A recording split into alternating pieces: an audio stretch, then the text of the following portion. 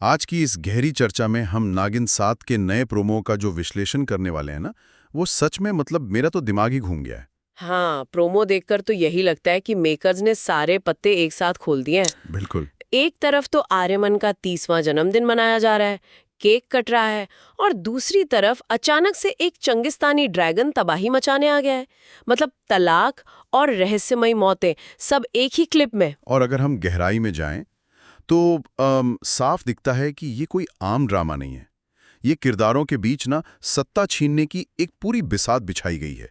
हम बस जो स्रोत में दिया है उसका निष्पक्ष रिपोर्ट कर रहे हैं। हम किसी पक्ष का समर्थन नहीं करते, पर कहानी बहुत उलझी हुई है। सही कहा। तो आर्यमन के जन्मदिन से ही शुरू करते हैं। कोई अपना रिटर्न गिफ्ट मांग रहा है और वो गिफ्ट है सबके सामने तलाक का ऐलान। मेरा मतलब है, ऐसी भी क्या जल्दी थी? यही तो चाल है। क्या मतलब? ऐसे शोज में सबसे बड़े राज हमेशा किसी जश्न या पार्टी में ही क्यों खुलते हैं? क्योंकि ये एक स्मोक स्क्रीन है, मतलब ध्यान भटकाने का तरीका।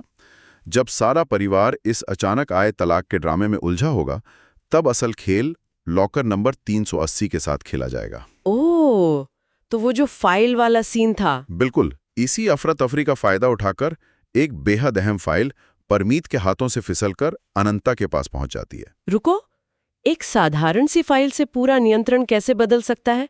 मेरा मतलब, ऐसा क्या है उस फाइल में? उस फाइल में जो राज या कानूनी ताकत है ना, वो ब्लैकमेल करने का सबसे बड़ा हथियार है। अनंता का फाइल हथियाना मतलब अब पूरा इंसानी नियंत्रण उसके पास है। परमीत का सिस्टम पर से कंट्रोल खत्म हो चुका है। बाप रे। और शायद जब इंसानी ताकत काम नहीं आती, तब अलौकिक शक्तियों का सहारा लिया जाता है। हाँ, वो चिंगिस्तानी दुश्मन और ड्रैगन वाली बात। बिल्कुल। हालात इतने खराब हो गए हैं कि अनंता और भरनी, जो एक दूसरे को फूटी आंख नहीं सुहाती, उन्हें अपनी जान बचाने के लिए साथ आना पड़ रहा है। इन दोनों कट्टर दुश्मनों का हाथ मिलाना ही साबित करता है कि ड्रैगन का खतरा उनके आपसी झगड़ों से कितना ज्यादा भयानक है। लेकिन एक सेकंड, यहाँ ज़हनीवाद के रूप में एक और बड़ा धोखा है। अरे हाँ, स्रोतों से पता चलता है कि ज़हनीवाद तो सिर्फ कुछ एपिसोड्स का मेहमान है। ये तो बिल्कुल किसी वीडियो गेम के उस नकली बॉस की तरह है। एकदम सही उदाहरण दिया। है ना? जिसे हराकर ऐसा लगता है कि गेम जीत लिया, जबकि असल विलेन तो कहीं और ही छिपा होता है। और उस नकली बॉस का काम सिर्फ इतना होता है कि मुख्य किरदारों की सारी ताकत खत्म कर दे, क्योंकि असली मास्टरमाइंड तो राधिका है। राधिका, सच में। हाँ, राधिका ने ज़हनीवाद को आगे इसलिए किया है ताकि अनंता और भरनी अपनी सारी जादुई और दिमागी ताकत उस ड्रैगन से लड़ने में झोंक दें। ओहो, मतलब जब वो दोनों थककर चूर हो जाएंगी, तब राधिका अपना असली और घातक वार करेगी। ये रणनीति तो सच में रोंगटे खड़े कर देने वाली है। बिल्कुल, लेकिन इन साजिशों की कीमत किसी न किसी को तो चुकानी पड़ती है। हाँ, रवीश भरनी से बदला लेने चला था, पर खुद के बुने जाल में फंस गया। और सबसे बड़ा झटका, डिम्पल की दर्दनाक मौत। डिम्पल की मौत कहानी का वो क्या कहते हैं, टर्निंग पॉइंट है। बिल्कुल। जब किसी किरदार के इतने करीबी की जान जाती है ना, तो उसके अंदर की नैतिकता पूरी तरह टूटने लगती है।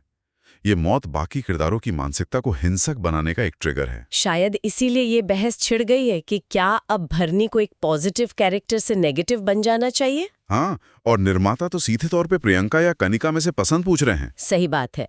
जब कोई लगातार धोखे खाए और अपनों की मौत देखे, तो उसका विलन बन जाना एक स्वाभाविक प्रतिक्रिया लगती है। ये दिखाता है कि आज टीवी की दुनिया में कहानी की दिशा इस बात पर निर्भर करती है कि दर्शक एक इंसान के बुराई की तरफ मुड़ने को कितना स्वीकार करते हैं। मतलब ये सिर्फ पारिवारिक राजनीति और जादू टोने का कॉकटेल नहीं है, बल्कि मनोविज्ञान का एक लाइव प्रयोग है। खत्म करने से पहले एक विचार पर गौर किया जाए। जरा सोचिए, अगर हर कोई ड्रैगन के हमले, लॉकर के राज और उस तलाक के ड्रामे में इतनी बुरी तरह उलझा है, हाँ, तो क्या मुमकिन नहीं कि राधिका ने ही? बिल्कुल, असली मास्टरमाइंड राधिका ने ही पर्दे के पीछे से ये सारे बम एक साथ फोड़े हों, ताकि जब तक किसी को उसकी असली चाल समझ आए, तब तक बहुत देर हो चुकी हो।